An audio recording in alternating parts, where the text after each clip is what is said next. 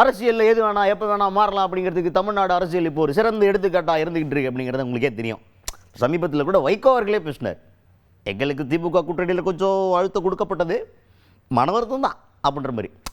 அப்போ ஆல்மோஸ்ட் அவங்க வந்து அவங்க ஓன் சின்னத்தில் நின்றுருந்தால் தாவேகாவுக்கு ஆதரவு கொடுக்குறது ஈஸியாக இருந்திருக்கும் அப்படின்றத அவங்க ஃபீல் பண்ணுறாங்கன்னு சொல்லிட்டு ஊருக்குள்ள ஒரு பேச்சு போயிட்டு இருந்துச்சு. அதை பற்றி ஒருத்தர்கிட்ட கேட்டால் அவர் என்ன சொல்கிறாருன்னா, இதெல்லாம் எதிர்பார்த்தது தாயா, வைகோ அவர்கள்ட்ட ரெண்டத்தை நீங்கள் எதிர்பார்ப்பீங்க அப்படின்ற ஒருத்தர் பேசியிருந்தார்.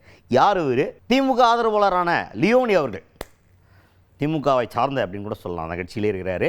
ஸோ அவர் என்ன சொல்லியிருக்காரு, அவர்கிட்ட தான் கேட்டாங்க வைகோ அவர்கள் இந்த மாதிரி பேசியிருக்காரு அப்படின்னு கேட்டால், வைகோ அவர்கள்கிட்ட இருந்து நீங்கள் வேறு என்ன எதிர்பார்த்தீங்க அப்படின்னு ரொம்ப அசால்ட்டாக, வைகோ அப்படி பேசுறதுல பெரிய ஆச்சரியம் இல்லை ராஜா அப்படின்ற மாதிரி பேசியிருக்காரு லியோனி அவர்கள். எல்லாருமே இப்போ கூட்டணி கட்சிகளில் இருந்த நம்ம விடுதலை சிறுத்தைகள், IUML எல்லாருமே வந்து அந்த கட்சிக்கு இப்போ ஆதரவு தெரிவித்து மந்திரி பதவியெல்லாம் வாங்கியிருக்கிறாங்க.